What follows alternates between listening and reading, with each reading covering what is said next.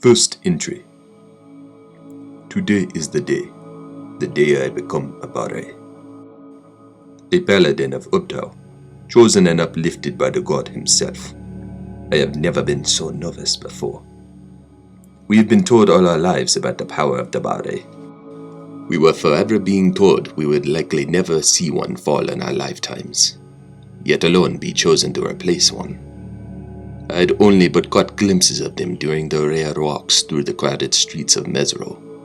Now, I will walk those same roads they took, yet I will show my face to them more often, for they need to see their heroes regularly, speaking from experience. My face will be one they respect, one they love. Second entry. I can't believe it. It is done. It is done. I am a Bare. Ubtao himself, a god. He approached me. Never had my eyes seen such a sight. 14 feet tall he stood, the most beautiful malachite jewelry, eyes of emerald, gold skin, and a voice so deep it could shake the world. He brought me to the temple of Ubtao to undergo the Bare test in the Barado. The test was relatively simple, but I was still sworn to secrecy to never speak or write down details of the test. After, however, when I emerged, I was a Bare. I felt different immediately, but also the same. I liked how it felt. Ubtao then told me what power he had granted me. He had given me the power to raise the dead. This was to only be used in the defense of Mesro. I understood. He put his hands on my shoulder and smiled. I had never felt so proud of myself in all my life. Third entry. Kolama was the name of the Bare who came before me. He was such a kind man. He had the power to give people dreams, good ones for the people of Medro, and bad for his enemies. When he died, it was in his sleep, and when he died, his last dream was shared with all of Mesro. It was the best night's sleep anyone had ever had.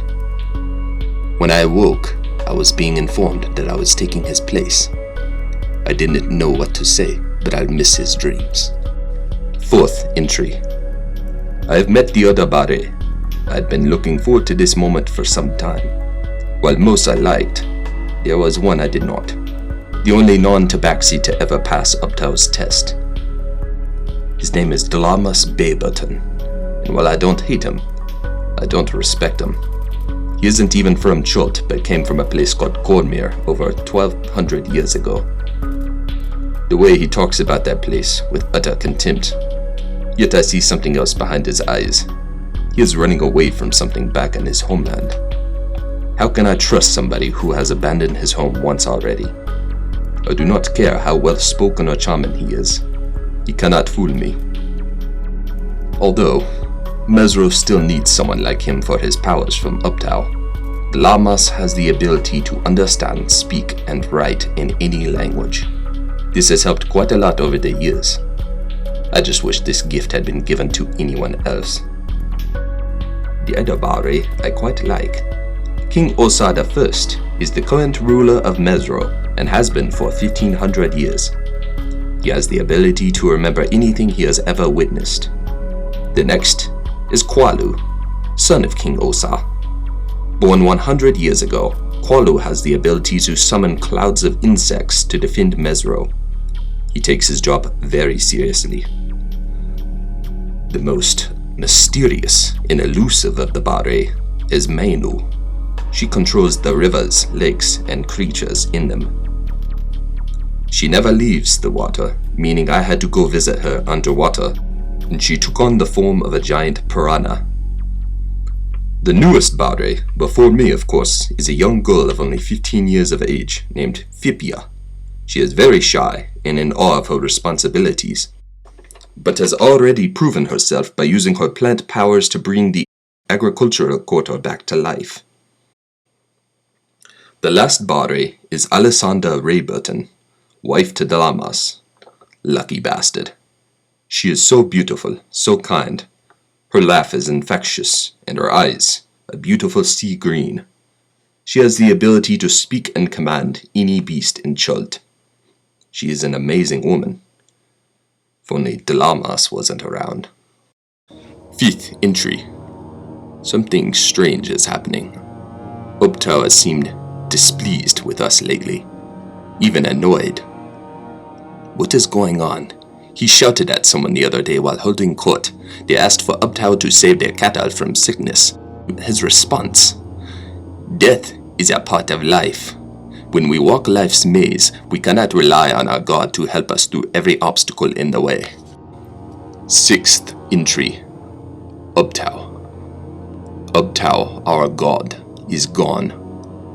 He spoke one last time, saying, "People of Mesro, of Chult, you have thoroughly disappointed me. You have grown lazy, entitled, much too greedy, and you expect me to fix it all. You have forgotten what it is like to work, to earn, to think for yourselves. And until the day comes where you find yourselves again, I will leave you to walk the maze alone." That was it. Uptao vanished after leaving the people to panic and for us to pick up the pieces. 7th entry. In the chaos of Uptao's choice to abandon us, a war has started between the Tabaxi and the Ishao. The Ishao came from the southeast, from the Valley of Dread. They have been killing all in their path, and the only reason we can think of is because they want Mesro for themselves now that Uptao is gone.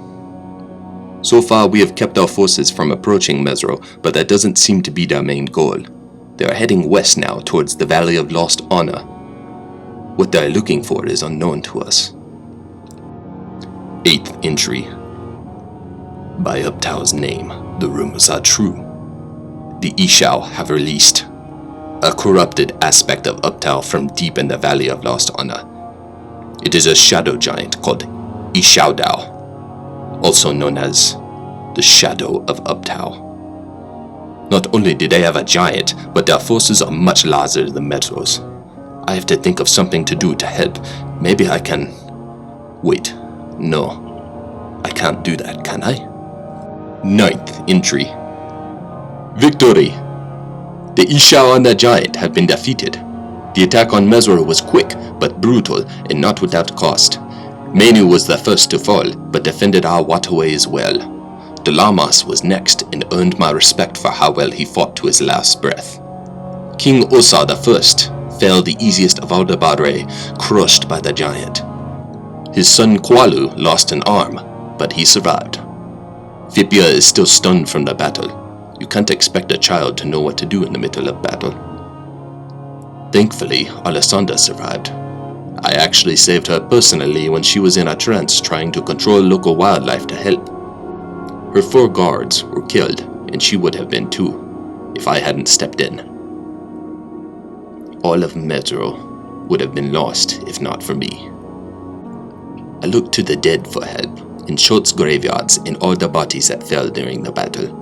I turned our own forces against them. Kwalu's insect swarms and Alessandra's animals and dinosaurs could only help so far. After the giant was forced away from the city, it began to kill all the Ishao in its angry rampage. The giant was eventually killed, but that wasn't enough for me. I hunted down the remainder of the Ishao, killing all, sparing not one. All for Mesro. For Uptao. 10th entry. Fucking banishment! After everything I fucking did for them, and this is how they repay me? They said what I did was a crime unlike any Chult had ever seen. They said raising our dead was unfathomably evil, using our loved ones' bodies to defend Mesro, to defend Chult. That wasn't the only great sin I committed, they told me. They said I took things too far when I hunted down the last of the Ishao. I told them it would stop all future conflicts with them, but they wouldn't listen. They banished me, and while I was leaving the city, not one person looked me in the face. Maybe I should have just died during the fight. At least then I would have died with the respect of Mesro like the other Bare. The king and Dalamas were buried in the temple, and Menu was entombed in a magically sealed sarcophagus underwater in the river. Kwalu followed me the whole way out and told me if I ever returned, he would kill me. He then branded me with the blue triangle on my forehead. showing anyone that ever saw it that I was an exile from Mesro. None of this hurt as bad as Alessandra's absence from my departure. I wish I could have seen her one last time. 11th entry. Years have passed. I have lived in a castle my undead army built for me on the back of 4 giant undead turtles. My base has slowly moved all over Chult as I've searched for a new home and meaning. I still have defended Mesro to the best of my abilities, even though no one cares. Not even Alessandra. My scouts told me she has remarried to a foreigner named Artist Simba, a man of mystery. I actually met him once when he first came to Chult. He stayed a few nights and left for Mesro with the directions I gave him. I wish I had never told him the directions. 12th entry. I haven't been feeling quite myself lately. My anger has been getting the better of me. My undead hordes have been running amok, and I just don't care.